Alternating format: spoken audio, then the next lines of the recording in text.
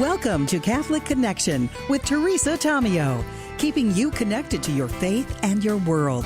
Teresa tackles the issues of faith and culture, the pro-life message, and media awareness. And now, here's Teresa Tomeo.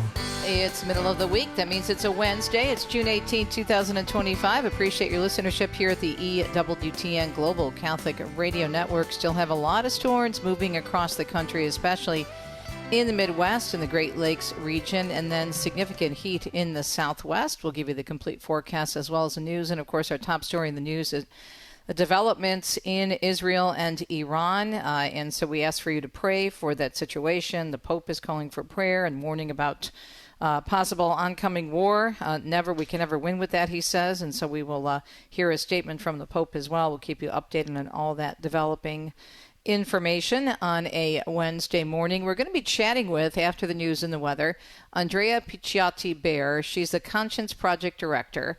And we're going to be talking about gender ideology's latest target vulnerable foster care children. So now they're moving into that area. Just seems that they're just letting, no stone going unturned in terms of their forceful agenda with transgender agenda. So we'll talk with Andrea about that. Now, it's interesting, this discussion today is happening after the Religious Liberty Commission met this week. It's a new committee established by the White House, and there are some amazing people on it, including our very own Bishop Barron. And if we have time, I don't know if we're going to have time for it today or not, but I do have a clip of Bishop Barron in his opening remarks. You can also see the opening remarks in written form on the Catholic News Agency website in the National Catholic Register, and we'll have a story about that in the news. But it's so important that they are taking this up, and there's such a great variety of people, important people that can make a difference on this commission, and so different from the previous administration, which really had so much of the country, including Catholics, even though the president claimed to be a Catholic, under attack, especially pro-life issues and the push for the transgender agenda. So we'll see what Andrea has to say about that. And then Shrines and Wonders Wednesday. This weekend, of course, marking Corpus Christi Sunday, the actual date tomorrow, but moved in the United States to Sunday. And most of the processions and whatnot around the world as well are taking place on Sunday, including right here in Bella Italia, where Deacon Dom and I are still until mid-July. And this weekend, as we will discuss, especially in the central part of Italy where we reside part-time, Umbria, because Orvieto is here, and Spello, the city of the flowers, is here as well. Probably the most important and spectacular events are taking place here because surrounding the corporal and the host that bled onto that corporal, both are housed in the Cathedral of Orvieto. There's all kinds of events, including processions going on. We'll tell you about that. And then not too far away in Umbria, in Spello, known as, I said, the City of the Flowers, they have a fantastic festival.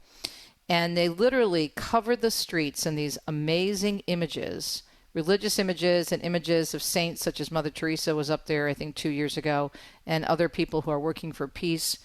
But mainly it's religious images of our Lord, Our Lady, a chalice perhaps, even a host. It's just so beautifully done. And it is really history in this town. It's very important to them. So much so that they pass it on from generation to generation. And the night before, so all day Saturday and especially overnight into Sunday morning, you have these generations of families that will come together, and you can volunteer if you're interested in helping out. And they have these areas blocked off with rope, but you can sit and you can watch them just make these amazingly beautiful images all out of natural particles such as flowers and seeds and branches. It's incredible. It's a real talent, and it's a beautiful thing to see. And then at the end of the day, on Sunday, they have a beautiful Eucharistic procession throughout the town, and Spello goes straight up and straight down. Of course, everything in Italy is up and down. There's never seems to be anything flat, maybe in Rome a little bit, but we'll talk about that in Shrines and Wonders and some other festivities going on. And then we're hoping to connect with Joan Lewis by cell phone this morning. Now, bless her heart, she's agreed to join with us because of all the comments the Holy Father is making regarding what's happening in the Middle East. And Joan had a passing of a family friend, but she is joining us a little bit after, I understand, the funeral of that friend this afternoon. Now, if we can't get Joan, I will have time then to play some really important clips from this wonderful commission, religious commission that was formulated by the White House, and many important people are on it, including, as I said, our very own Bishop Robert Barron. Let's take a look at the forecast. As we said, we have severe thunderstorms and heavy rainfall across the Midwest into the Great Lakes region. Severe storms producing damaging winds, isolated hail, and a few tornadoes from the Midwest into the lower Great Lakes. The storms may also produce areas of heavy rain and flash flooding. Significant heat will continue across parts of the desert Southwest into western Texas and also northern Alaska. And dangerous heat will also build in the eastern and central U.S. and continue all the way into next week. So summer is just about upon us, and we are going to be feeling it, according to the National Weather Service. Right now, we do need to check the news for you. You are listening to Catholic Connection, a production of EWTN. At 5 minutes past the hour, let's check the news here on EWTN.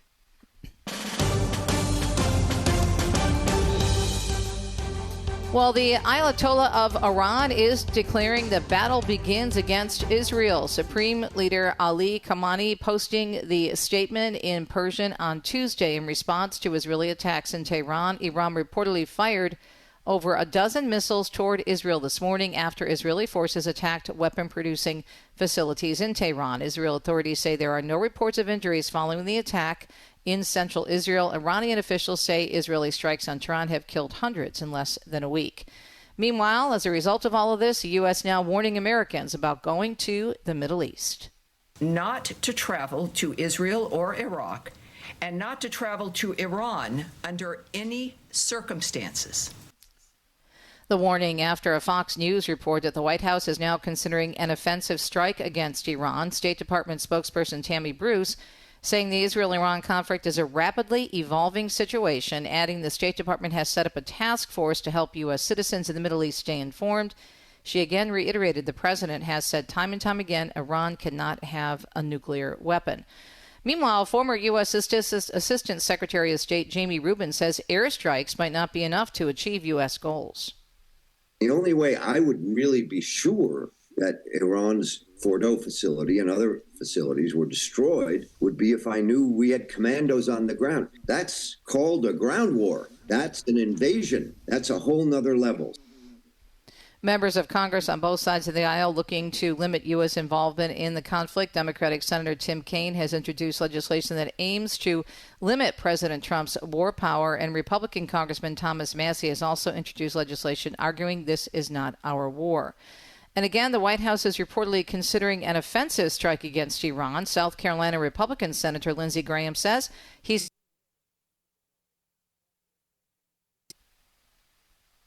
will, at the end of the day, help Israel finish the job, and that will require, I think, weapons that Israel doesn't possess and maybe joint military operations.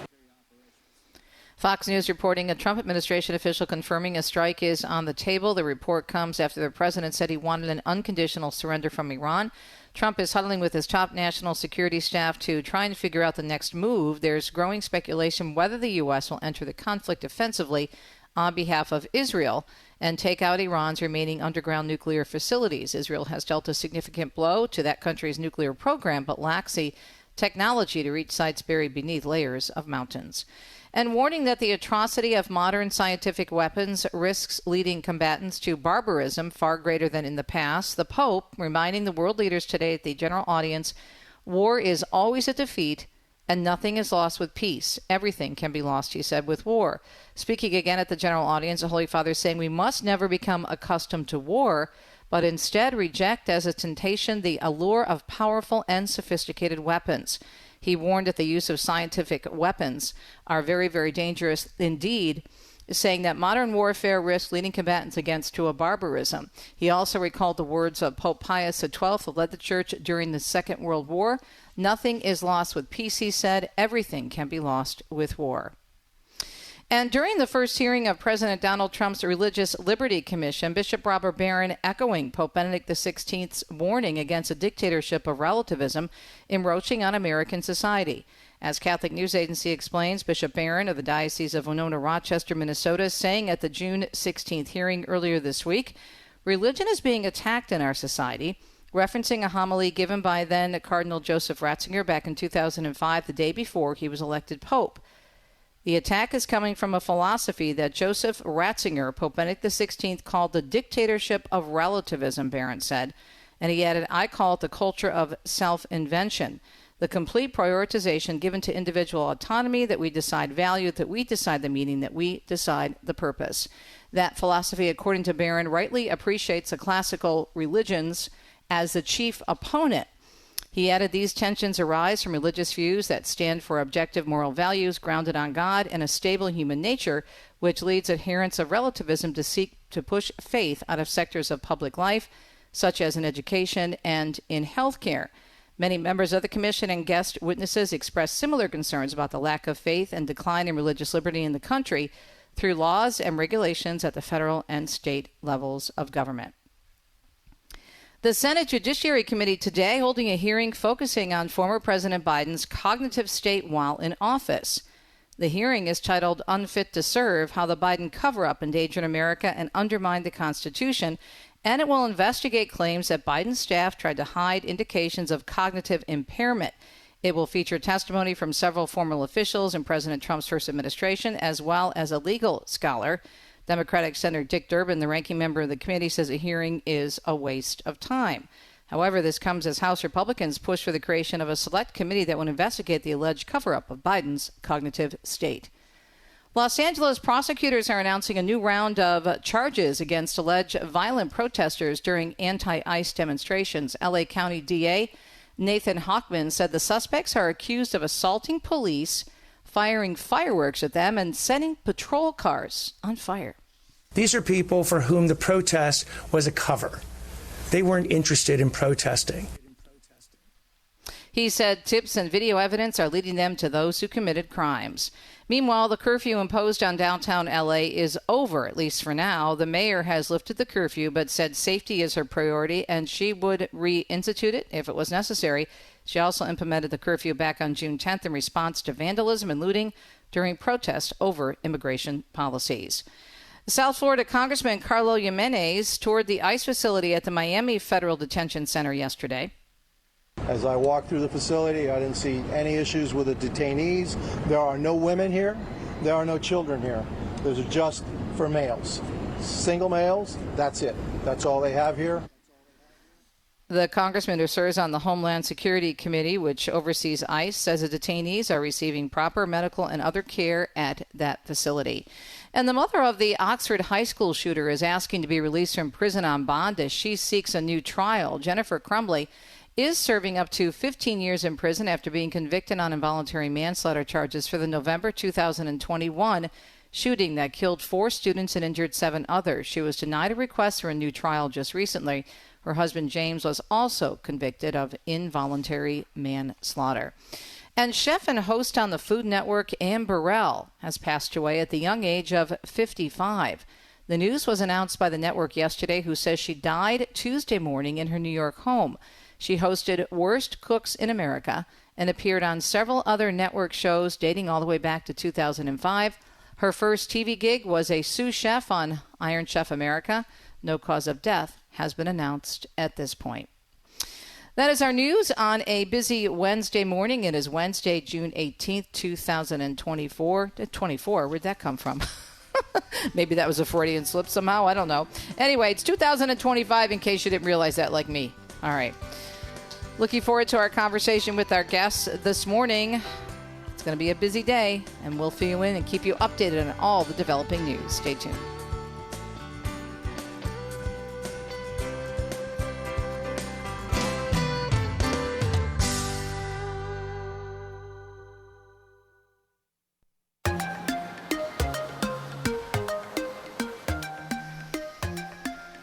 Welcome back, Catholic Connection. Always appreciate the great work of Andrea Piccioti-Bayer, Conscious Project Director. So, my dear sister, the latest target of gender ideology. Please don't tell me this is true. Foster care children, it is true. Good morning. Thanks for joining us. Thanks for having me on, Teresa. Yes, it's true. And this isn't the first case in which these vulnerable kids have been targeted. We've been seeing this for the last few years. You probably remember the Fulton case involving Catholic Social Services in Philadelphia, where that long-standing foster care placement agency run by the church was threatened to be shut down by the city because it wouldn't certify for foster parents same-sex married couples. Well, now They're going after the parents themselves, asking parents to check ideological boxes, particularly around gender ideology, that they'd be willing to, bow to gender ideology's demands, even for hypothetical children, not even for, actual children that are in need of placements. And in Vermont, they're categorically excluding them, and that means that most coherent Christians are being shut out of foster care in Vermont. So they basically want them to agree to this before they make a decision to bring people into the home under foster care programs? Yeah, it's crazy because these are otherwise qualified foster parents. Some of them have been foster parents and celebrated for being just exceptional foster parents.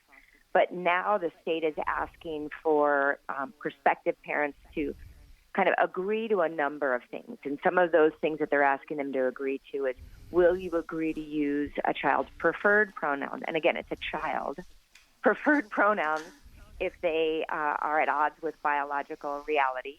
Would you agree to bring a child to a pride parade? A child to a pride parade. Would you agree to facilitate a child getting medical interventions to further a gender identity different than their biological reality? And, you don't have to be a Christian to think that's a little crazy. And so a number of parents are saying, no, we won't agree to do that. We will agree to love and support any child that comes into our home. But these go beyond the realm of proper parenting. And in the case of two longstanding Vermont residents, these parents were denied the chance. They're bringing their case. They lost in the district court, federal district court, and they're bringing their case to the Second Circuit Court of Appeals to say, hey, look, this is a violation of our free exercise rights and our rights to free speech because you're asking us to say words and to do things that we just don't believe are true. So what's so scary about this, and I mean, I don't have to tell you this is the whole point of view, I'm sure, one of the main points of view addressing this issue, is where does this leave these children who are in need, right? Yeah. No, that's a great question and one worth answering repeatedly. In Vermont, there's a foster care crisis, as there is, in America in general. But in Vermont in particular, there aren't enough certified foster families for the number of children who need foster care. And so these kids are ending up in crazy placements like sheriff's offices or the offices of social services or worse, in congregate care. So it's putting troubled kids in, big housing situations, almost like juvenile delinquency placements. And these are kids who haven't done anything wrong. They'd only been victimized by their families of origin, either through abuse or neglect. All the studies have shown that kids in foster care thrive when they're in long-term, stable placements that are kind of single-family placements. And to put them in, bouncing around from place to place is just adding more instability to an already unstable life. So, Andrea, is Vermont being used as, let's say, an example? If they can push this through here, they'll try this elsewhere. Are we seeing this anywhere else in the U.S. right now and with foster care systems? Yeah, Teresa, we're seeing it in a lot of states. There's a parallel case that's being brought by a beautiful woman, Jessica Bates, in Oregon. It's currently before the Ninth Circuit Court of Appeals, and I had the chance to also contribute an amicus brief to that case as well, that appeal. But the Biden administration was trying to push a variation of this, and their rules, fortunately, have been halted by a district court, and the Trump administration has decided not to appeal that rule. But what Biden was trying to do is almost create a special category of foster kids that were LGBTQ identifying, and that only certain families would be able to care for those children. And it really, is this idea that the government, whether it's the federal government or the state government, is playing a sinister role in perpetuating when we're dealing with gender dysphoria, a mental illness, as opposed to just giving the kids the chance to kind of stabilize their lives and work things through, which we've seen is what often is the case with kids struggling with gender dysphoria, is they just need someone to walk with them, and eventually this confusion will kind of work itself out, and they'll find peace in the body that God gave them. So is this an attempt to, maybe it's both, push back against conservatives, against Christians with beliefs about the dignity of the human person made in the image and likeness of God, male and female? Or is this a move to do more indoctrination, or do you think it's both?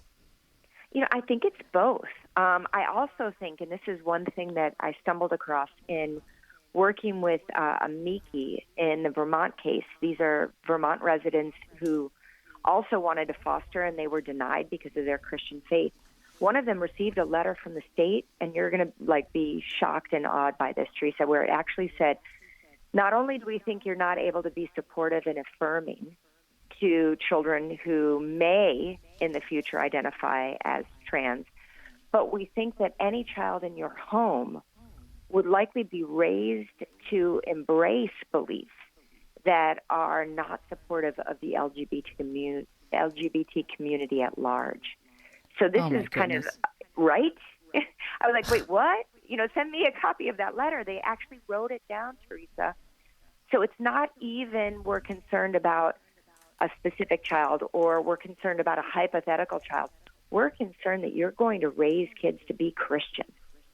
And we think that raising kids to be Christian is going to be hostile to what we're trying, a unique small community that we've identified.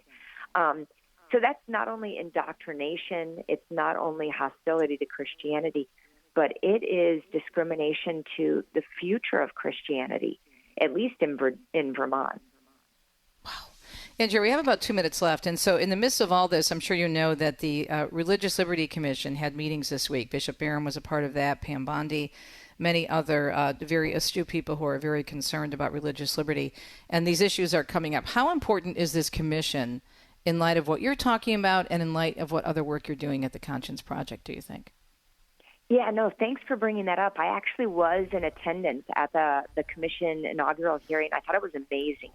I think what this commission shows is we've got to start looking seriously about how we got to where we are. That religious freedom, which has always been kind of an apolitical right, is now been politicized and is being treated as a form of discrimination to actually stand true to your religious beliefs and look across the board what the federal government can do. Some of that involves making sure that we continue to have great judges on the Supreme Court and on the lower courts of appeals and district courts, but also what can the federal government, the executive branch, do? I think it would be great if the Department of Health and Human Services put out rules saying that standing true to beliefs on the human person aren't abusive when it comes to parenting. Both as a foster parent, you can't be excluded because you have Christian beliefs, but also you can't lose your own child because you stand firm to these beliefs. So I think there's a lot of positive outlook out there. Well, we're glad you're there, and we're glad that this commission is in existence. Super important, and great to have you on again, Andrea Piccioti-Bayer of the Conscience Project. We'll be right back on a Wednesday morning. Stay tuned.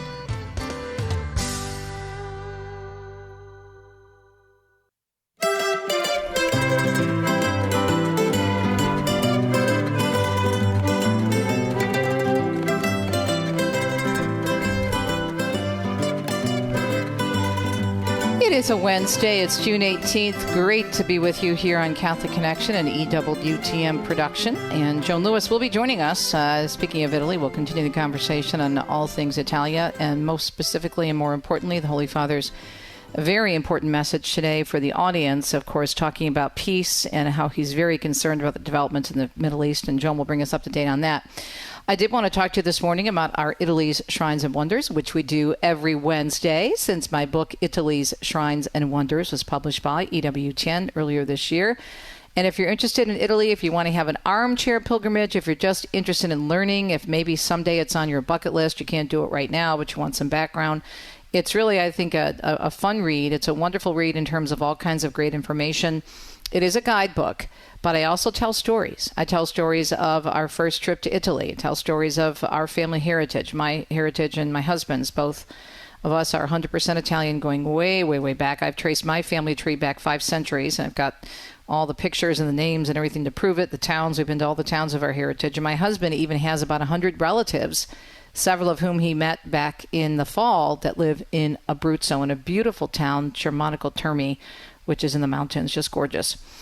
And so I think you'll enjoy the book. And we also tell you how we came to make a decision to live part-time here, and how Italy has taught us so much about how to live better, to live differently, to live more peacefully, to live more simply. And that really is what it's all about. And I think when we start doing that, everything is clarified, and we appreciate even our faith more strongly, because there's so much of it here. And I know we see in the news and hear a lot in the news about how the European countries are horrible in terms of faith, and so many people have fallen away.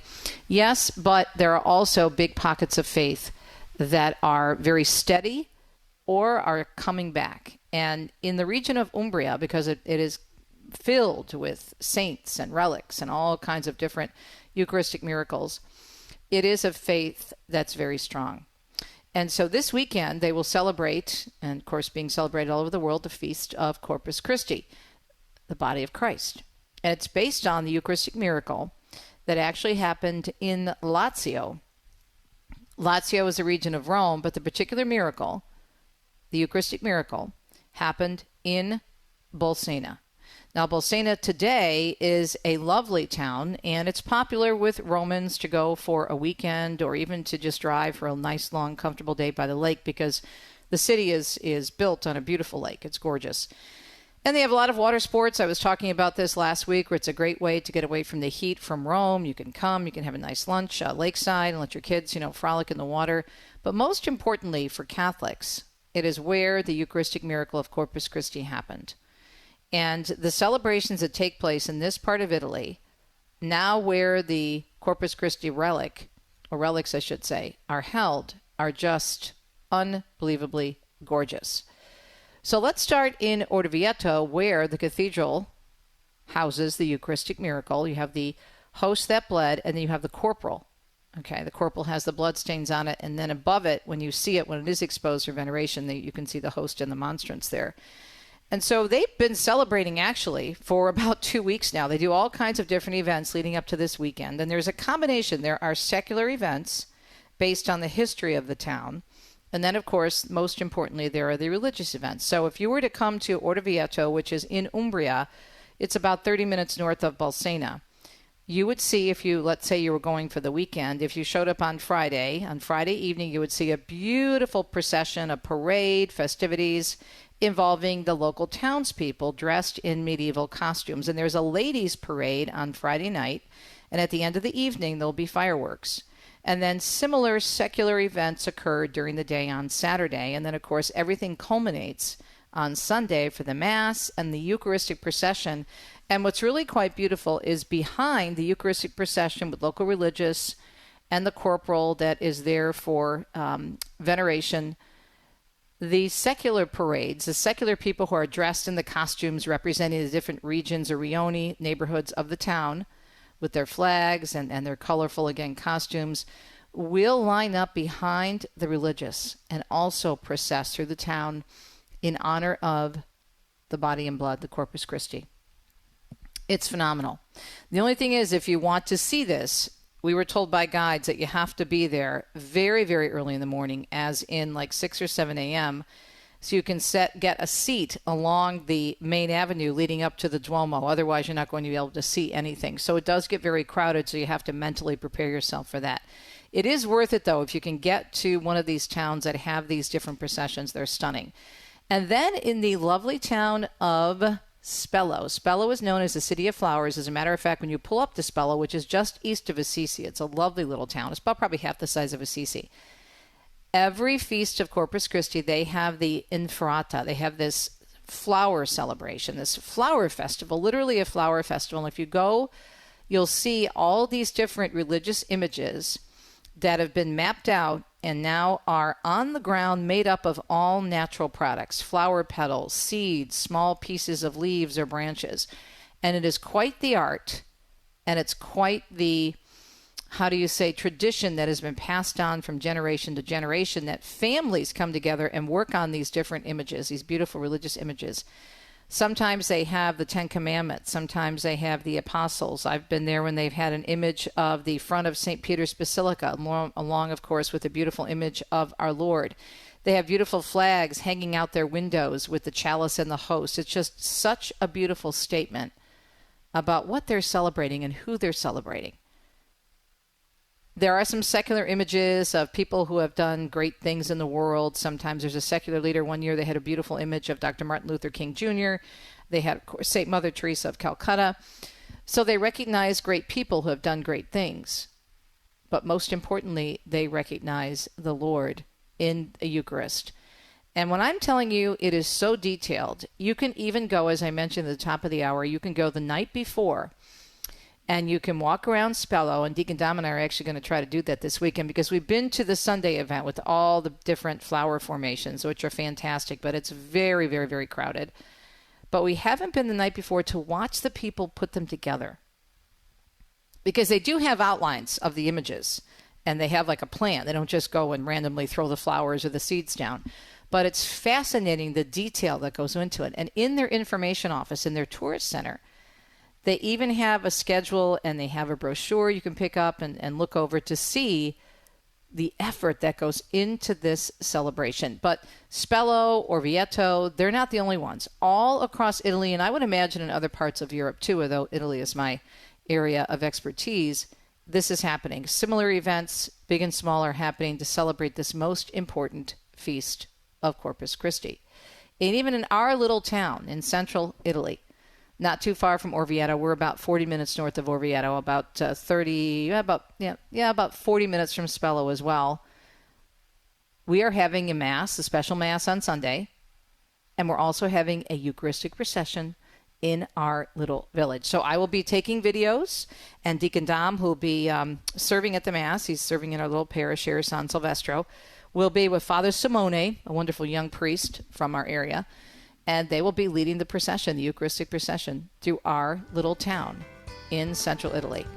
What a great way to celebrate the beauty of this miracle of the body and blood of our Lord and Savior Jesus Christ. And speaking of Italy celebrating, Joan Lewis joins us up next with Joan's Rome. Stay tuned.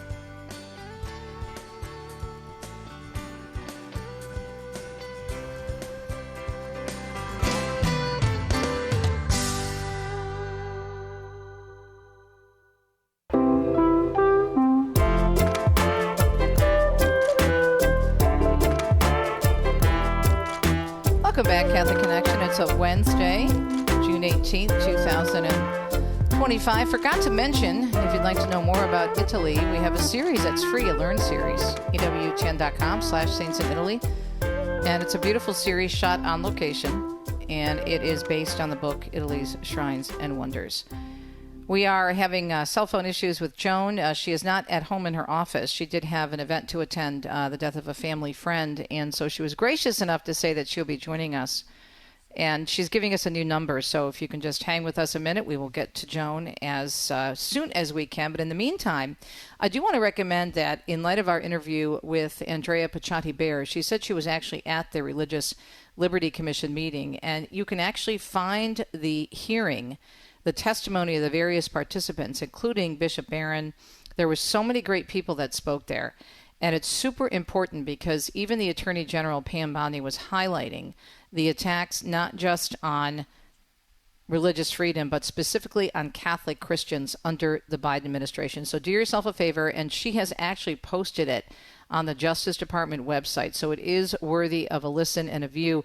And it gives you a truly good perspective of what's at stake here. When we're talking about religious freedom, we're not just talking about the freedom to be able to go to Mass, or if you're a Protestant brother or sister, go to services on a Sunday or on a Wednesday. You know, it's not just about being able to have a Bible study in your church. It's so much larger than that. And so it's important for us as we're going into, of course, celebrating the time of religious freedom in our country leading up to 4th of July, that we understand what religious freedom is all about. We do have Joni. Joan, thank you for joining us. I know it was a tough day for you today, and really appreciate you still joining us. How are things? Yes. Hello. How are you? Oh, I am absolutely fine. I'm in a gorgeous setting. I'm in a very small, wonderful, one of the hundreds of hill towns in Italy, and this is where the funeral was held today of the wife of a very good friend of mine, Patty and John Klink. Had moved to Lugnano a number of years ago, and Patty's health had been declining, and she died on Sunday. But I'm sitting on a wonderful little terrace where we just had a lunch. So there was the funeral this morning, and then we went right to the burial site on one of the more amazing cemeteries I've ever seen in my life. Excuse me, in my life. And then after that, we came here for lunch and just to see all the townspeople that have gathered that took John and Patty right into their hearts. Anything that could be done for her, they did. And John and Patty are very, very well known. John Klink, for many, many years, if you mention his name in the Vatican, in the Secretariat of State, if you mention John's name at the United Nations and at the Holy See office in New York to the United Nations, he's very well known. He's helped for 30 years at least.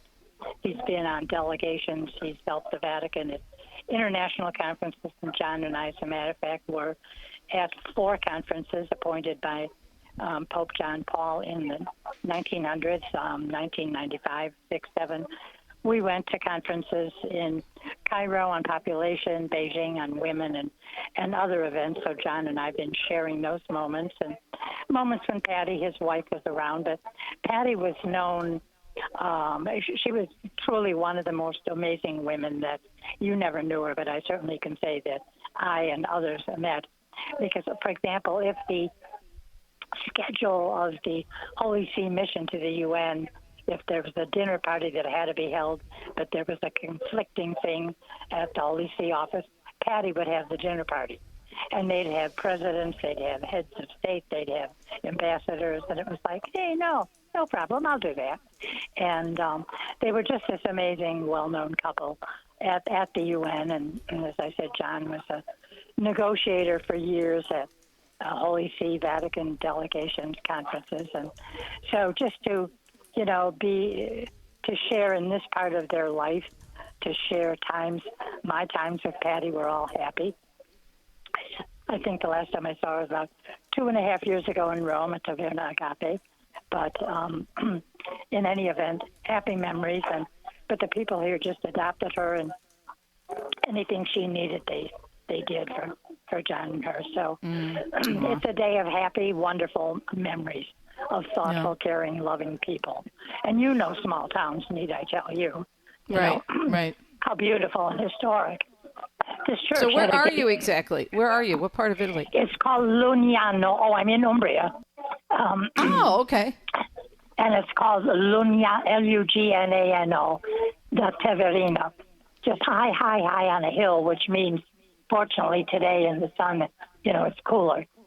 And there's a little breeze. But, the church has to be from medieval times. I'm going to look it up on the internet. It's phenomenal. So... Yeah. Well, thank you for joining us during this difficult time. I really appreciate it. I want to make sure we get to the Pope, though, because with the breaking news out of Israel and Iran, his statement, he's very, very concerned, and he mentioned this at the audience regarding the situation, the developments. What are your thoughts on what he said? I briefly read that because I knew you'd want to talk about what the audience was about, and so I did find some time to look that up over lunch. Everybody knew I was going to be doing a radio show, so they were all going to be quiet and let Joan check her news. So I did see his appeal, appeal for peace, obviously, but didn't go into the general audience in any profound way. It's such a scary situation. You don't even want to turn on your TV, because of what's happening on. That's only a couple hours flight from where I live. from Italy. So this troublesome part of the world. But I have to say, the good news was what I did. Well, we always have these little emails we do before the show, and I said the joyous news was yesterday's news. Thank God there is joyful news that the Holy Father, Pope Leo, is going to return to Castel Gandolfo. Yes, I saw that. For holiday period. Oh, and Teresa, you must know. I don't know if you've been to it since it became under Francis museum. Yes, I have. Yes. Yeah. Mm-hmm. Yep. But, we don't need a museum. We need the Pope at Castel Gandolfo. And if anybody is going to be happy, the townspeople, they probably haven't stopped celebrating because they, deep holes in their pockets these days, 12 years, when people were not coming and, bye, Guido, grazie mille, alla prossima. Excuse me. Yeah. So I went on John Klink's WhatsApp page to try and get here, and I said, if anybody out there, I want to get to the funeral. I don't have a car and I don't drive. And you can't imagine the people that answered my plea. So one of the people was just saying goodbye. His name is Guido, to help bring me here.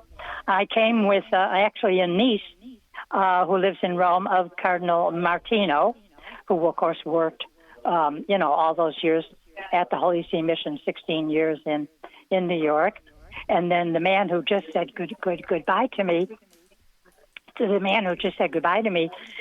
he's a nephew of Cardinal Sodano. So, and he was, one of those trying to get me here this morning. And then there's a couple that just flew in from Washington, and they've known John for years. And so they rented a car in Rome, just got off the plane, rented a car, and came here. And I believe I'm going back to Rome with them. So, I got a heads up, a sign. So we will be leaving in about 5 minutes to go back to Rome. Okay. It's in been an terms of, exciting day, but this is what you do for right. friends. I get it. I had a question, though, regarding the Castel Gandolfo. Do you know, will people then, now that it's going to be the summer, he's going to be using it as the summer residence, at least for part-time. Will it still be open to the public on certain times? Do you know? I don't know if the museum will be. I mean, can you think of it? Part of the so-called museum is the papal bedroom. So I saw somebody yesterday write that that he might not stay in the papal headquarters, but might stay in another building on the grounds. So that has yet to be clarified. The prefecture made it sound like he was going to be back at the papal palace, and that's what all of us are hoping, including the townspeople. Because, the museum is fine, but, you want to go and you want to have lunch at a restaurant overlooking Lake Albano, and then, you will have seen the Pope at the Angelus or something. So, but I'm absolutely delighted. People thought maybe like his predecessor, he would never go back. And so he's changing a lot of things, for the good.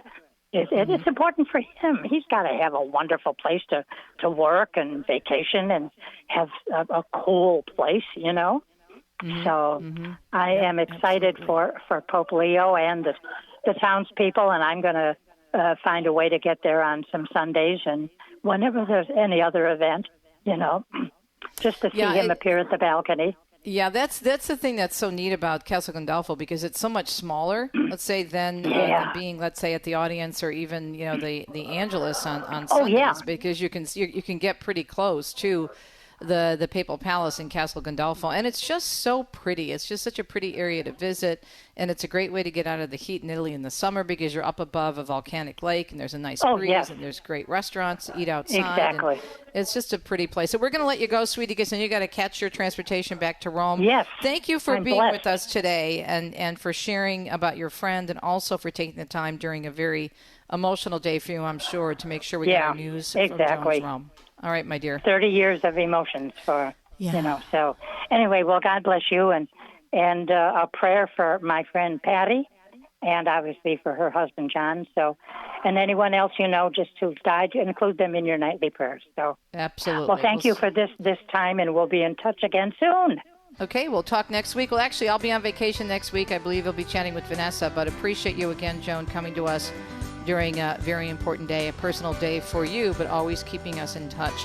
And don't forget to check out the latest on Joan's Rome, of course. You're at wordpress.com, and also our news outlets. Catholic News Agency, National Catholic Register, and EWTN News Nightly, and In Depth for the latest and the world over, of course. We'll be right back.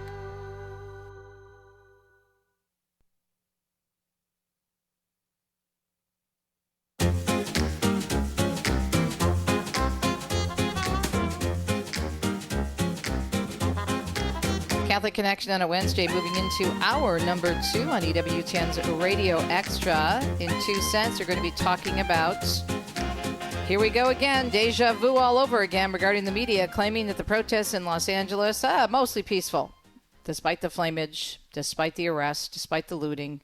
That's according to the secular media. They never learn. They just can't get over themselves. We'll discuss a new survey that was done by our friends at Newsbusters and the Media Research Center. And then at the bottom of the hour, we are going to learn about a beautiful new exhibit, JP2 and the Jubilee, a new exhibit.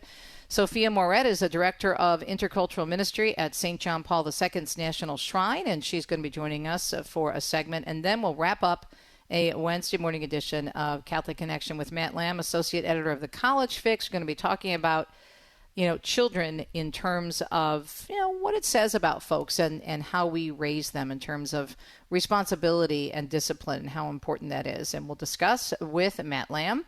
So again, we hope you can stay tuned for the next hour of the program on EWTN Radio Extra. And also just want to remind you that we're going to keep you up to date. If anything changes with the news regarding Israel, we'll have an update. But as I mentioned, please stay tuned to all of our different programs, EWTN News Nightly, Catholic News Agency, EWTN News in Depth, National Catholic Register, and of course, tomorrow Raymond will have an update, I'm sure, in depth on the world over.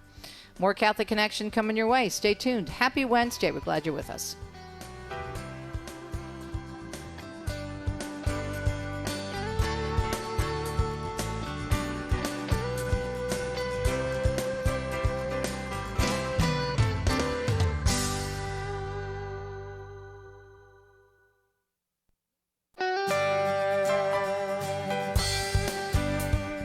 Welcome to Catholic Connection with Teresa Tomeo, keeping you connected to your faith and your world.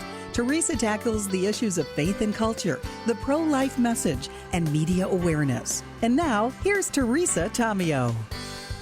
And we continue our Wednesday discussion of all things Catholic, the things that matter most. June 18th, it is a Wednesday, 2025. Great to be with you, and we have a wonderful lineup for you in the second hour as well as our first. Hope you're enjoying the program. You're listening again to EWTN Radio Extra. Perhaps you're listening on the app. All the information can be found at EWTN.com. 2 cents. There's an interesting new survey, not at all surprising, on how the secular media treated the riots in Los Angeles, which some of which are still going on, but nothing in comparison to what it was, last week or so.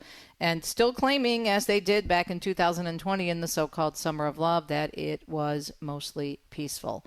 Even though they had to institute curfews and they had some 500 arrests and there were stores that were looted, and but it was mostly peaceful. They just can't admit it. There's another story, if we have time, that I'll mention in 2 cents as well. They just cannot get over themselves, and they talk out of both sides of their mouths. Like, for example, so you had Terry Moran, who was fired from ABC, and it was affirmed last week after he went on this very Trump hate-filled rant on Twitter against Trump and against one of his top people, Stephen Miller. And then he gets fired, and he does an interview, his first interview, and doubles down and says, reporters don't have to be objective. What? Meanwhile, ABC, when they let him go, said, we stand behind objectivity and balance. So what is it? So wait a minute. Were you not aware that this was your network's policy, supposedly? Here's the reality of that situation. They don't have a policy on that. They could care less about objectivity. He's right in one sense. At least he was being honest about himself. It's not about journalism, because journalism, you're still supposed to be objective. But here's why ABC let him go. This is my opinion, but I think it's, doesn't take a rocket scientist or a Philadelphia lawyer to figure this one out. It has to do with the other biggest agenda in the culture and the media, and that is money. And we'll talk about that in 2 cents as well. At the bottom of the hour, Sofia Maurette is the director of the Intercultural Ministry at St. John Paul II National Shrine. There is a beautiful new exhibit. JP2 and the Jubilee will tell you all about it. And then how many times have you heard people say that by telling your children or by having your children behave well and responsibly, that you're an authoritative parent? And this is according to a new study by the University of Massachusetts. So we're going to check in with Matt Lamb, who's the associate editor of the College Fix, talking about how we can't buy into this nonsense. There's nothing wrong with raising well-behaved children, and they should be well-behaved. Okay? They should be respectful. We'll talk about that with Matt on a Wednesday morning. Let's take a look at the forecast, because the National Weather Service is telling us there are a lot of issues going on with the weather, especially in terms of the heat. And also, I guess we're still going to be getting some really bad thunderstorms, and it's going to be pretty bad in terms of, I understand, the Great Lakes, Michigan, and other parts as well. Strong to severe storms may produce damaging winds, isolated hail, and a few tornadoes from the Midwest into the lower Great Lakes. The storms may also produce areas of heavy rain and flash flooding. Significant heat will continue across parts of the desert Southwest into western Texas and North Alaska. Dangerous heat will also build into the eastern and central U.S. and continue into next week. So that's a forecast for today. Do hope your Wednesday is going well. Now at about, almost 4 minutes past the hour. It is a Wednesday morning. It's June 18th. And it is time to check the news for you here on EWTN. The Ayatollah of Iran declaring the battle begins against Israel. The supreme leader posting the statement in Persian on Tuesday in response to Israeli attacks on Tehran. Iran reportedly firing over a dozen missiles toward Israel this morning after Israeli forces attacked weapon production facilities in Tehran. Israel authorities say, however, there are no reports of injuries following Iran's attack in central Israel. Iranian officials say Israeli strikes on Tehran have killed, meanwhile, hundreds in less than a week. And the U.S. is now warning Americans about going to the Middle East. Not to travel to Israel or Iraq, and not to travel to Iran under any circumstances. The warning comes after a Fox News report that the White House is now considering an offensive strike against Iran. State Department spokesperson Tammy Bruce saying the Israel-Iran conflict is a rapidly evolving situation. Bruce saying the State Department has set up a task force to help U.S. citizens in the Middle East stay informed. She again reiterated President Trump has said time and time again, Iran cannot have a nuclear weapon. And the former U.S. Assistant Secretary of State Jamie Rubin says airstrikes might not be enough to achieve U.S. goals. The only way I would really be sure that Iran's Fordo facility and other facilities were destroyed would be if I knew we had commandos on the ground. That's called a ground war. That's an invasion. That's a whole nother level. Members of Congress on both sides of the aisle are looking to limit U.S. involvement in the conflict. Democratic Senator Tim Kaine introducing legislation aiming to limit the president's war power, and Republican Congressman Thomas Massie has also introduced legislation arguing this is not our war. South Carolina Republican Senator Lindsey Graham, meanwhile, says he has spoken to President Trump about the Israel-Iran conflict. He will, at the end of the day, help Israel finish the job, and that will require, I think, weapons that Israel doesn't possess and maybe joint military operations. Trump is huddling with his top national security staff to try and figure out the next move in the conflict. There's growing speculation whether the U.S. will actually enter the conflict offensively on behalf of Israel and take out Iran's remaining underground nuclear facilities. Israel has dealt a significant blow, though, to Iran's nuclear program, but lacks the technology to reach sites buried beneath layers of mountains. And warning the atrocity of modern scientific weapons risk leading combatants to barbarism for greater than in the past.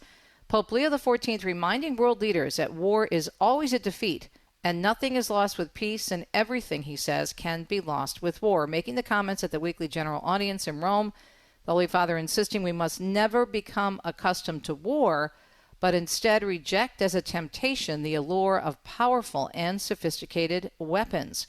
He warned the use of scientific weapons of all kinds in modern warfare risk leading combatants to a barbarism again far greater than times of the past. And appealing directly to world leaders, he also echoed his predecessor, Pope Francis, who had often declared war is always a defeat. And he also recalled the words of Pope Pius XII, who led the church during the Second World War. Nothing is lost with peace. Everything can be lost with war. During the first hearing of President Donald Trump's Religious Liberty Commission, Bishop Robert Barron, echoing Pope Benedict XVI's warning against the dictatorship of relativism encroaching on American society. Barron, who's a bishop of the Diocese of Winona, Rochester, Minnesota, said at the hearing earlier this week that religion is being attacked in our society and referenced a homily given by Joseph Ratzinger back in April of 2005, the day before he was elected Pope.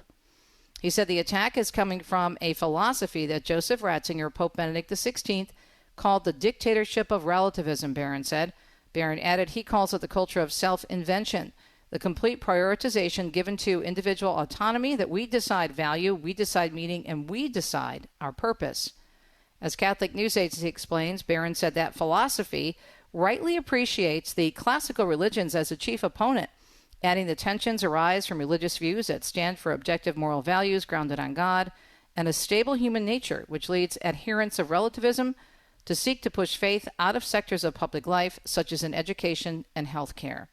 Many members of the commission and guest witnesses expressing similar concerns about the lack of faith and the decline in religious liberty in the country through laws and regulations at the federal and state levels of government. And the Senate Judiciary Committee holding a hearing today focusing on former President Biden's cognitive state while in office. The hearing, titled Unfit to Serve, How the Biden Cover-Up Endangered America and Undermined the Constitution, investigating claims that Biden's staff tried to hide indications of cognitive impairment. It will feature testimony from several former officials in President Trump's first administration, as well as a legal scholar. Democratic Senator Dick Durbin says it's a waste of time, but this comes as House Republicans push for the creation of a select committee that would investigate the alleged cover-up of Biden's cognitive state.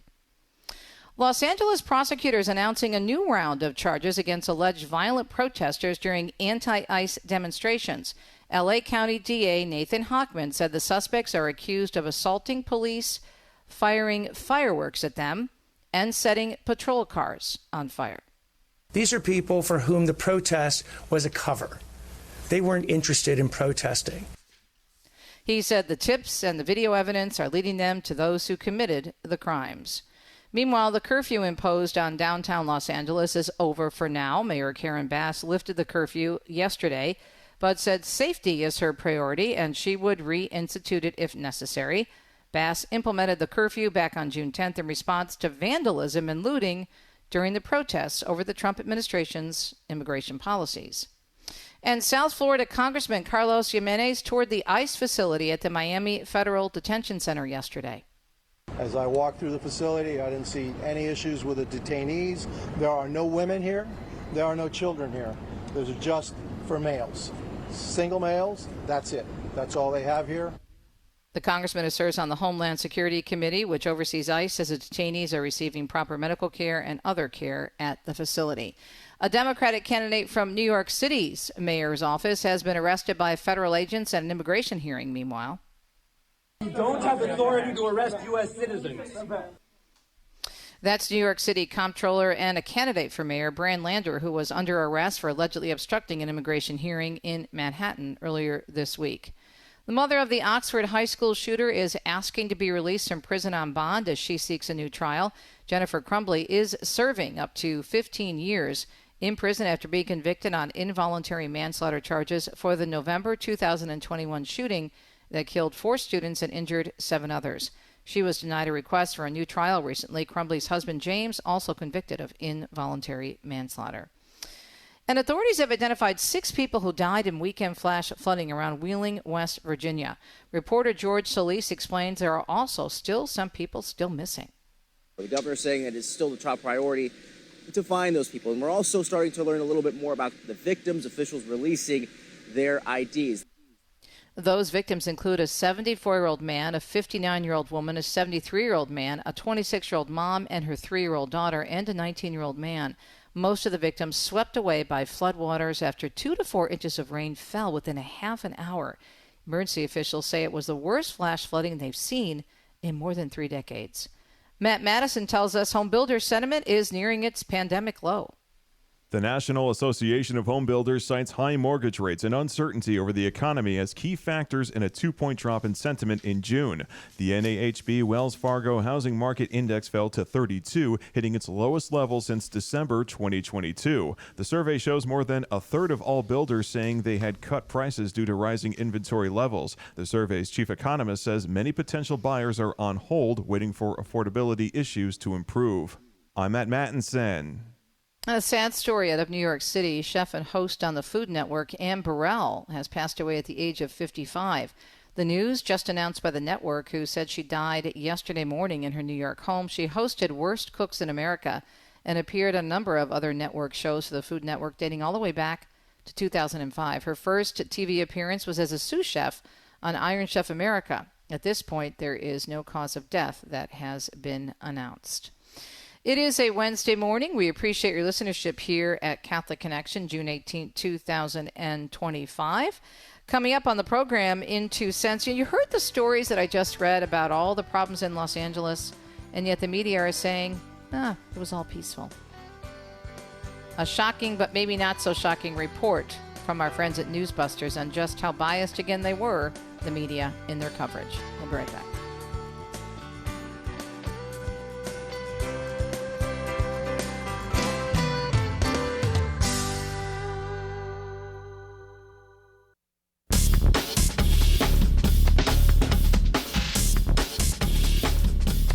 Thanks so much for listening to Catholic Connection, second hour here on EWTN's Radio Extra. And if you're listening on the app, welcome. All the information about all our radio programming at EWTN.com. And don't forget about my book, Italy, Shrines and Wonders, published by EWTN, and our Saints in Italy series based on that book, EWTN.com. Saints in Italy, it's a free series. And if you just want to get away from all the bad news, all the bad stuff, we will take you to Italy, in the land of the saints, in Umbria and Lazio, and we have an online study guide, and we have reflection questions, and it's all free. So check it out, EWTN.com/Saints in Italy. Alrighty then. So you heard the news, if you were listening, and how officials in Los Angeles are still talking about the problems from the recent riots. So let me go back to my news. I'm going to read the two stories that I read during the newscast just a few minutes ago regarding the problems in Los Angeles, okay? And this was just this morning on the wires. And Richard's going to replay the cut for us. Los Angeles prosecutors announcing a new round of charges against alleged violent protesters during an ICE demonstration. The LA County DA, District Attorney Nathan Hochman, said the suspects are accused of assaulting police, firing fireworks at them, and setting patrol cars on fire. These are people for whom the protest was a cover. They weren't interested in protesting. He also said tips and video evidence are leading them to those who committed crimes. All right, and then we move on to the mayor, who is hardly someone you would call conservative, and was against the National Guard coming in and against any type of federal intervention at all. There was a curfew imposed. Now, that curfew has been lifted. For now, she says. Okay, Mayor Karen Bass, and I also read this during the news, lifting the curfew yesterday, but said safety is her priority, and she would reinstitute it if necessary. But why, if it's so peaceful? Why is this a problem? She implemented the curfew, she said, last week, back on June 10th, in response to vandalism and looting during protests over the Trump administration's immigration policies. Okay, so there you have the mayor of Los Angeles and also the DA, Los Angeles County DA, both saying, Houston, or in this case, Los Angeles, we have a problem.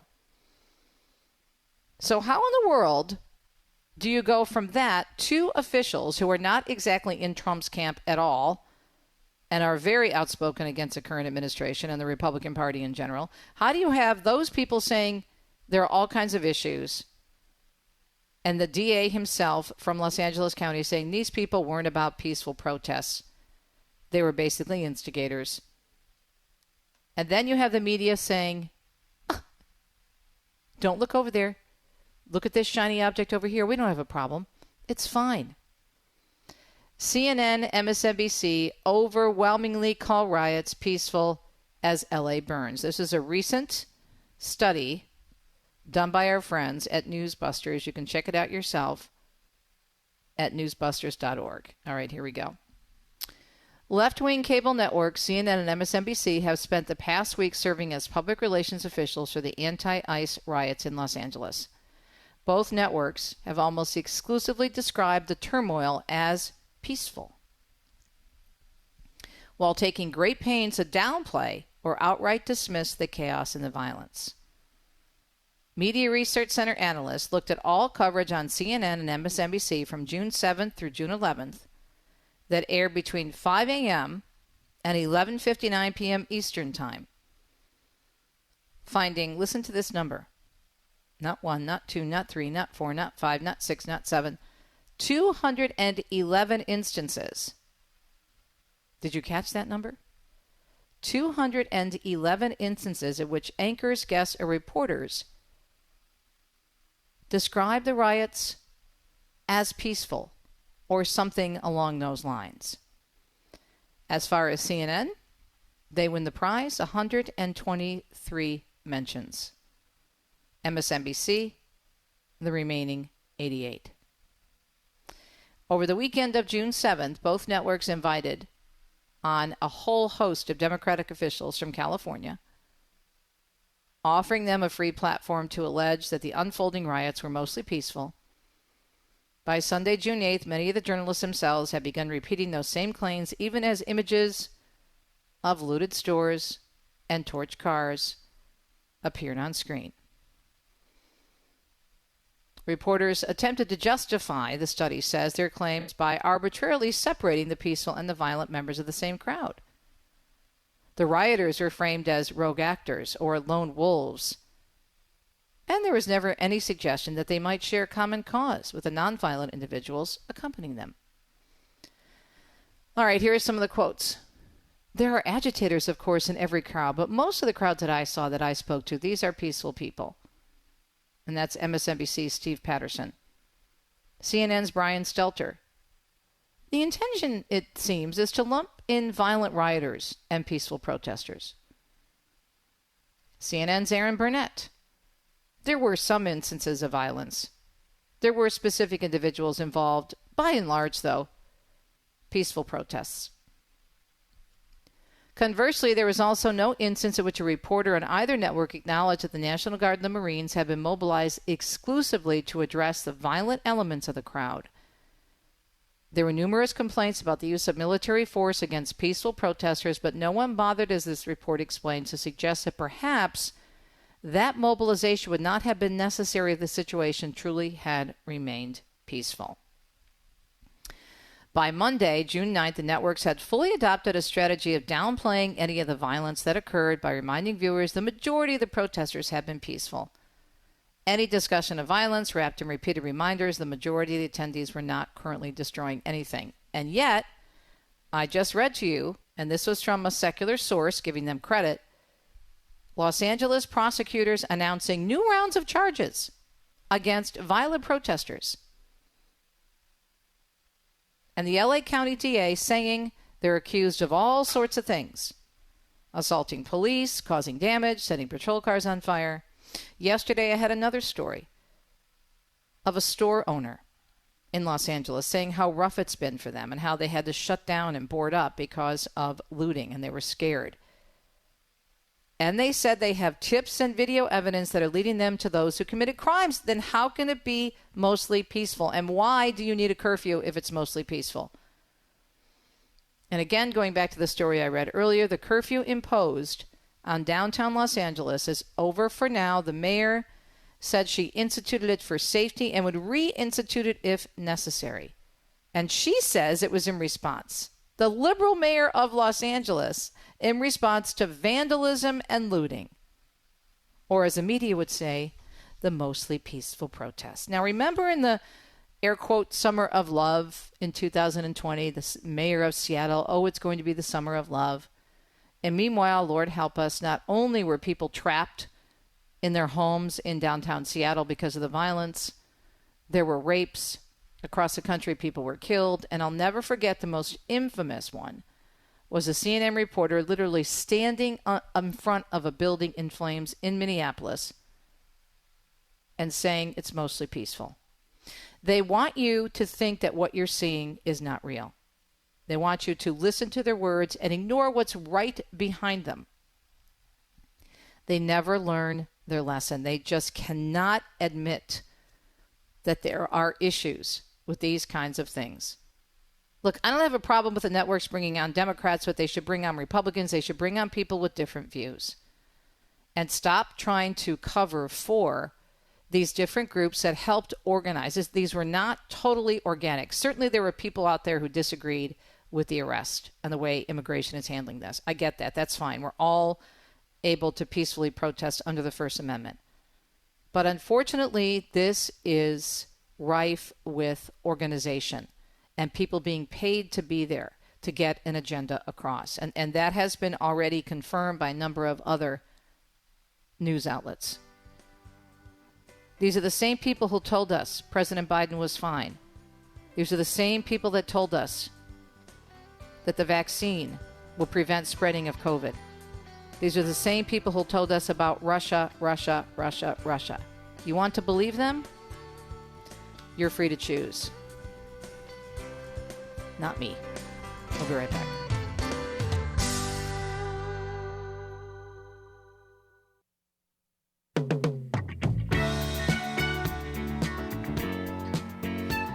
How about some good news this morning? As in the good news of the gospel and great leaders of the church that have helped us embrace it, including the late, great St. John Paul II, Pope St. John Paul II. There is a wonderful new exhibit to take in, and this is at the beautiful John Paul II National Shrine. On the phone with us is the Director of Intercultural Ministry there, Sofia Maurette. Sofia, thanks for joining us. So tell us about the JP2 and the Jubilee exhibit. I understand it's new. Good morning. Thanks for joining us. Thank you, Teresa. Very happy and blessed to be here. Yeah, so this is a new temporary exhibit that we are putting up just in time or together for this Jubilee of Hope. As you know, the Jubilee year, the preparation for the great Jubilee of the year 2000 was very important throughout the pontificate of John Paul II. He even said that it was a hermeneutical key for his pontificate. And so we thought, what better to offer to our pilgrims that the actual words and reflections and the wisdom that John Paul II had on the celebration of the Jubilee as he prepared the church for the great Jubilee of the year 2000.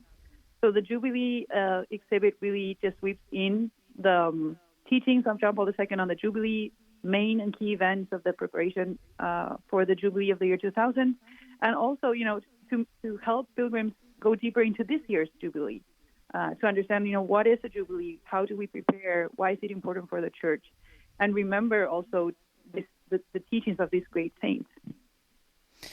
I'm looking at the website, which, by the way, is jp2shrine.org. Just go to the link on exhibits, which is on the home page. These photos are amazing. Tell us about the photos that you have. The photos on the Jubilee year, on the Jubilee of the year 2000. So, for us, and maybe this is the same for us. Whenever I think of the Jubilee, I have this clear image of John Paul II, very old and fragile, opening the holy doors in the eve of Christmas 1999. And so we have all these photos of these archives that we have at the shrine that show these key moments of the pontificate, just as this one. And one of the highlights really of the exhibit is we have a real-size replica of the holy doors that are in St. Peter's Basilica, something that we are glad to be able to offer our pilgrims because many of them, including myself, we will never get to see them open. So it's a real-size replica. Of course, they're not, they're not indulgence, granted. You cannot just pass through them. But it's getting close to the global church. It's getting close, for people that cannot do a pilgrimage to Rome. We invite them to make a pilgrimage here. We are a Jubilee site. You can get an indulgence by getting here. But then you can always come. You can also come and go through the replica of the doors. Look at the doors. They are very well made. You would get as close as you can. There's an explanation, just explaining what the details are, why the door, why is it important to pass through the door? What does it symbolize? What does it mean? And I think on the photos you can see that room with the real size replica of the doors as well. It's amazing. So where did you get these doors made? They're gorgeous. I'm looking at them in the detail. It looks just like St. Peter's. Yes, they're actually 3D printed. Can you believe it? Wow. They're 3D printed. In my understanding, they're like the only, like in the U.S. at least, that I know of. I don't want to be quoted on that, but at least that I know of, and I know they're open to the public and as easily accessible. The shrine is open to the public. It's free. You can come whenever. You can come to Mass, get your confession and Holy Communion, pray for the intentions of the Pope to get an indulgence, and then go through the doors. What a great idea. Yeah. There's only one difference, I would say. These were the JP2 doors. So if you see, I don't think that you can see in the photos, but on the lower end, it has they should have like the papal emblema, and we only have it until John Paul II. We don't have Benedict, we don't have Francis, and of course not Leo. Right. That's the only detail. They're the John Paul II era. Yes, my point being, it's a beautiful thing to have for pilgrims, and your point is well taken that many people may not be able to get to Rome this Jubilee year, or maybe not in the near future at all, but they're so lifelike, and it really gives you the feeling of being there and being connected, Sofia, to the church in the Jubilee year. That's right, and we had a big Jubilee pilgrimage for the Archdiocese of Washington a couple of weeks ago, and it was beautiful to see people lining up and praying at the doors and just lining up to pass through them. This is they're only as close as they can get, and they were valuing that a lot. So that was beautiful to see. We are already seeing pilgrims coming for that. That's beautiful. We're talking with Sofia Maurette, Director of Intercultural Ministry at St. John Paul II National Shrine in D.C. JP2, so the letters JP, the number 2, shrine.org is the website, jp2shrine.org. So tell me, in terms of people coming through, you mentioned people have been taking advantage of this beautiful exhibit. Can you go with groups? Can you make a pilgrimage, let's say, with your parish or maybe your Bible study group or your student group? Yes, I mean, the shrine is open to the public, so you can just walk in. But we also encourage, if you want to come and you want to do something like more special, we have tours available in English and Spanish. You will have to go through our website and request, and let us know that you're coming so that we can have someone available to guide you through the exhibit. Our main exhibit, we are working on it. It's not bilingual, but the Jubilee part is bilingual. So the Jubilee part is both in English and Spanish. And I love the fact that throughout the exhibit, you have detailed explanations of the images, and you also have words, teachings, and the witness of St. John Paul II that are connected with this year's Jubilee of Hope. So this message, this theme of hope, is found in the words of John Paul II and connected to the current Jubilee year of hope. That's right. And if you've ever been, or if our listeners have been to the shrine, we have a main exhibit that really details the life and teaching of John Paul II. So what we've done for this is highlight different moments of his life, of his pontificate, that are really connected to the Jubilee. So, for example, we have already a room dedicated to where you stay, but then we have a highlight in this room with the Jubilee colors, so it's easy to see, that talks about the Jubilee, the Word You Say of Rome of the year 2000, where 2 million people, 2 million young adults gather in Rome to be with John Paul II during the Jubilee celebration. So it's this kind of thing. So we are just highlighting and showing our pilgrims like what specific stages or what specific moments can be related to the Jubilee of his pontificate. Yeah. What's wonderful about this is it brings you to the present, but then also you see the consistent teaching of the church through the various popes and these Jubilee years. So how long will this be up, through the end of this Jubilee year?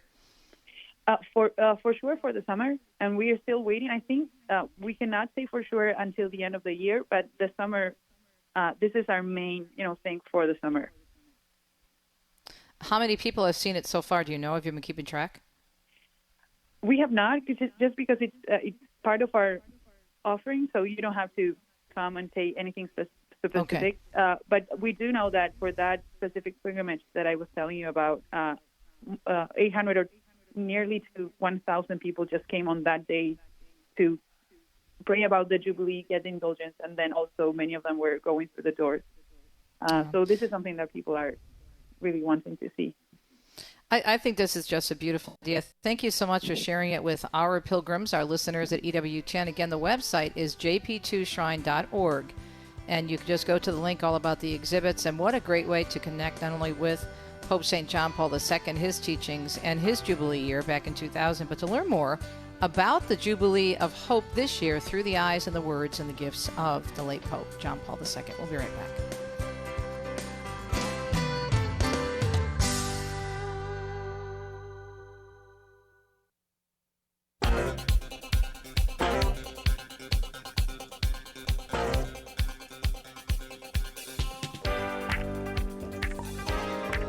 Hope we're having a beautiful day, wrapping up a Wednesday morning. Thanks for tuning in to Catholic Connection here on EWTN's Radio Extra. So, apparently, saying your children should be well-behaved makes you authoritative. Or maybe too restrictive or too old-fashioned and everything else that goes into that. Well, we are so glad that we have Matt Lamb, who's the associate editor of the College Fix, with us to address this. They talked about this on their website. So, Matt, you've been with us before, but first of all, tell us about what the University of Massachusetts is saying in terms of this so-called report or study or whatever they did, if you could give us a summary.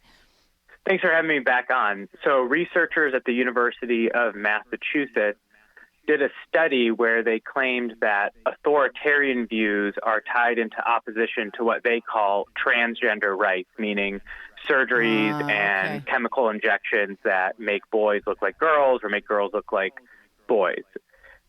And the definition they use for authoritarian is not what most people consider like support for throwing people in gulags or censoring different viewpoints. It goes back to another study that said if you're more authoritarian, you think children should be obedient, well-behaved, and well-mannered, whereas less authoritarian people apparently think kids should be independent, creative, and considerate. Now, most people can see some problems right off the bat. Well-behaved and considerate go together. And you can be an independent person, but in order to be independent, you do need to be well-behaved and well-mannered because you need to be able to get along with other people to be able to play independently or work independently. So what do you think is behind this? To me, it's just another effort to make parents feel guilty and to push the transgender agenda. I think that's definitely part of it. I've noticed that authoritarian is added to the lexicon of more liberal leftist people. Authoritarian is now added with racist and sexist. In fact, the same academics, three of them wrote an article last year saying that sexism is what drives opponents of Kamala Harris. But again, they define sexism very broadly. They said, for example, if you say women are too easily offended or women exaggerate problems they have at work, that means you're a sexist. But as I pointed out, you could just reverse the statement, and you could say that men are not sensitive enough, right? So is it men are not sensitive enough? Are women too easily offended? Do men not take women's complaints seriously enough? So I think what they're trying to do is take a bad word like authoritarian and simply tie it to whatever they're opposed to. The website they published us at is called The Conversation, and they run articles from other professors and other researchers that have said, for example, if you want to defund PBS or NPR, that you're authoritarian. So like you said, I think this is just about taking something they support, which is transgender drugs and surgeries, even for minors, and labeling you as a bad person for being opposed to that, even though actually a majority of Americans, including many Democrats, oppose these dangerous drugs and surgeries. Right. Isn't this a case of projection? Because they're the ones who are being authoritarian because they're saying we cannot in any way, shape, or form disagree with the current movement that they're involved in terms of all of these things, which, as you said, a lot of people disagree with. Exactly. And it's not even clear, as I note to the College Fix, that recognizing what they call, quote, diverse views is part of the political left. Let's take Colorado Governor Jared Polis. All these libertarians love him. They think he's so great. Well, he wants to force bakers like Jack Phillips to provide services to so-called same-sex weddings. Well, I think respecting diverse views would mean respecting those people who hold to the biblical definition of marriage. And you're exactly right. In this whole debate about transgender drugs and surgeries, we know that the American Medical Association, American Academy of Pediatrics, a lot of these medical groups, they used a small amount of people to write these so-called guidelines. In fact, there was a professor at Harvard whose last name ironically was McCarthy, who said that you should be fired if you're a professor and you oppose these drugs and surgeries. So I don't really think it's about respecting a diversity of views or so-called academic freedom. I think it's, like you're saying, absolutely about shutting down people who disagree with them. Yeah, because I'm looking at your article, which is excellent, by the way, and it says what the article, and you're referring to the study and the article in the conversation, ultimately comes down to is maligning people who have different views on the surgical and chemical mutilation of kids as authoritarian, much like the left likes to use the term racist to attack their opponents. What I don't understand, and maybe you can add to this, because I've interviewed a lot of people, such as yourself, who do a lot of work in this area and raising these issues. I don't understand why they think this is a winning argument, why they think this is going to help. It's not going to move anywhere, because we've seen over the last year especially that even if people are on the left, let's say politically, they are not all in or in at all in many cases when it comes to the whole situation with the mutilation of children. Right. I think for many of these professors, one, they're trying to appeal to hiring committees. They're trying to appeal to their peers. I'll note several of these researchers are doctoral students.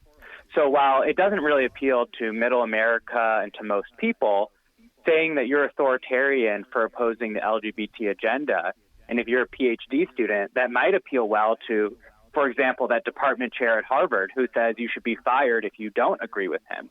And so I think there are certainly incentives. I also think that many of these people get into an echo chamber. I mean, if you're an academic at UMass Amherst, could you even recognize a Republican if he, who's right in front of you? And so they don't see the clear biological and moral issues with telling a 12-year-old girl that they're actually a boy. Of course, this is the other irony, that they say they want diverse views, but they have a very narrow view of what a girl should be like. And so a girl who likes playing football or maybe likes helping dad fix the car, they're not just a tomboy, or they don't just have some interest that we might stereotypically consider male. They must actually be a male. And so, of course, this is the irony of their support for diversity of views, is they don't support a diversity of ways that men and women might have different interests. Yeah, absolutely. We're talking with Matt Lamb, Associate Editor of The College Fix, a website, thecollegefix.com.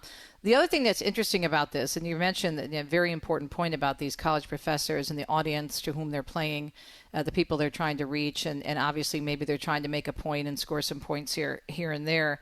If these are college professors or teachers or educators in any way, I would love to find out if when you really pare it down, would they rather have well-behaved young people in their classrooms, or would they rather have children who weren't raised in homes where they have learned to be well-behaved and respectful? What do you think?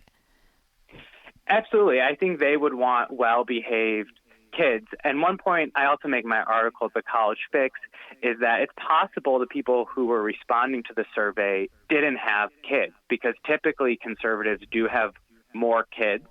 And so it's possible a more liberal person was saying, oh, yeah, I think kids should be creative. Well, if you have two young kids like I do, creative may sound good if you think it's, I'm drawing this beautiful thing on a piece of paper, or I'm coloring. But when it's drawing on the walls, or it's, running around with scissors and being, quote, independent, then those terms have different meanings when you actually do have kids.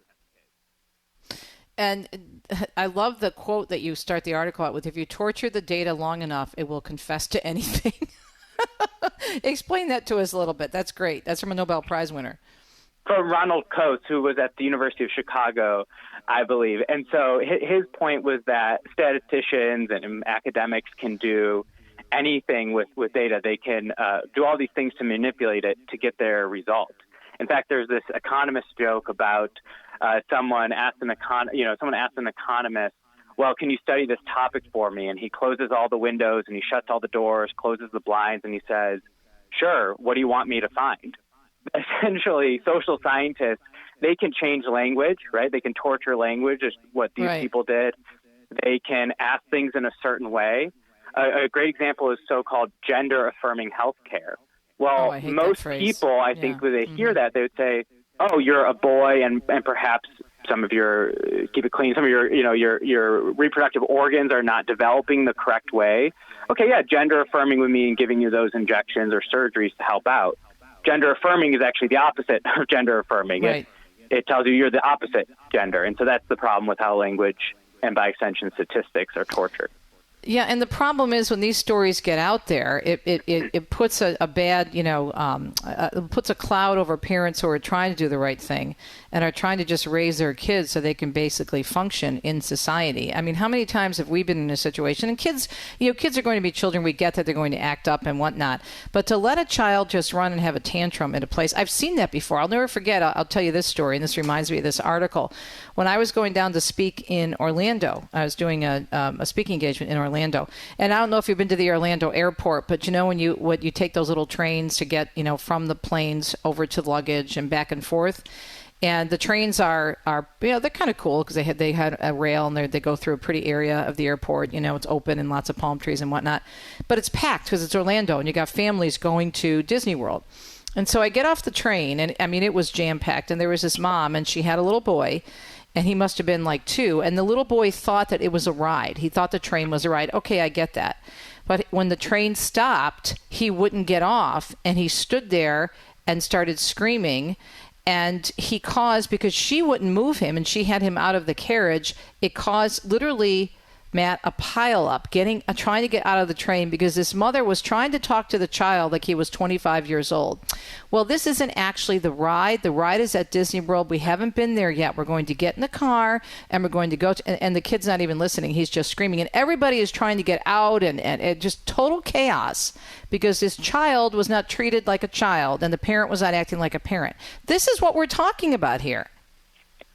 Exactly. And these terms are not mutually exclusive. And so, as I've said recently, and this is something I've been noticing, it's not just that these articles are biased, this research is biased, it just isn't well designed. It doesn't have good academic value.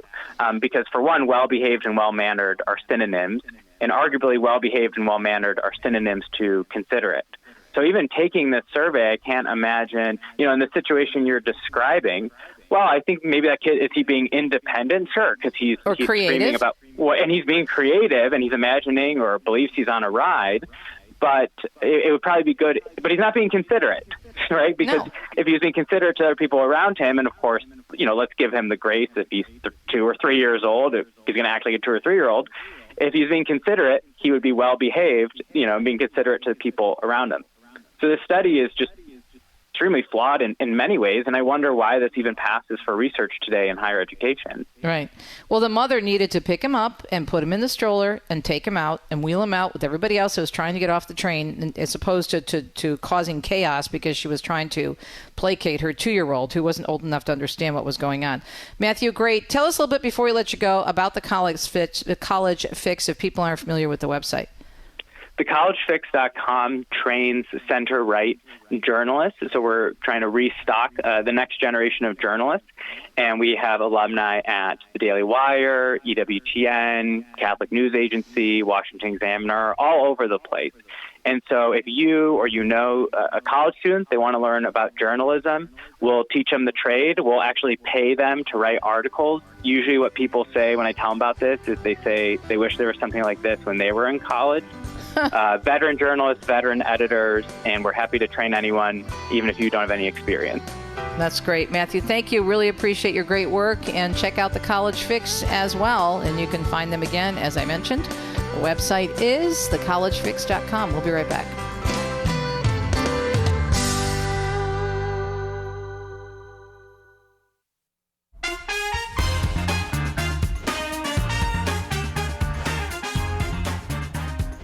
It's a Wednesday, wrapping up Catholic Connection, June 18th. You go out there and you have yourself a blessed day, but keep us close. All of our great programming, of course, can be found, all the information that is, at EWTN.com. Looking forward to tomorrow's show. We're going to be checking in with the one, the only Father Mitch Pacwa. Gosh, there's so many things to discuss with Father Mitch. I just don't know. I mean, I was thinking about it because we always try to promo it. Obviously, we're going to talk to him about the Middle East because he is an expert. He was on his way over there actually a few weeks ago, but even before the latest conflicts with Iran, they canceled the flights because of the different tensions that were there in that region. And the thing that is really concerning me as someone who's led pilgrimages to the Holy Land, of course, very concerned about the Christians and others who are caught in the middle of all this. I mean, if you think about the tourism industry, Catholic News Agency had a really good summary on this just recently about how the pilgrims there, or there are no pilgrims there, but the people who normally serve the pilgrims in places like Bethlehem, for example, everything is drying up. So it's very, very sad, and we have to pray for peace because we need peace, first of all, but also because it's affecting so many people in so many different ways. So we'll discuss with Father Mitch Pacwa. That's coming up on a Thursday. And don't forget to tune in for all the latest news tonight, EWTN News Nightly, EWTN News in depth as well this week, the world over, and also our other sites, the National Catholic Register and Catholic News Agency. And we'll talk to you, God willing, tomorrow. Have a great Wednesday. Ciao, ciao.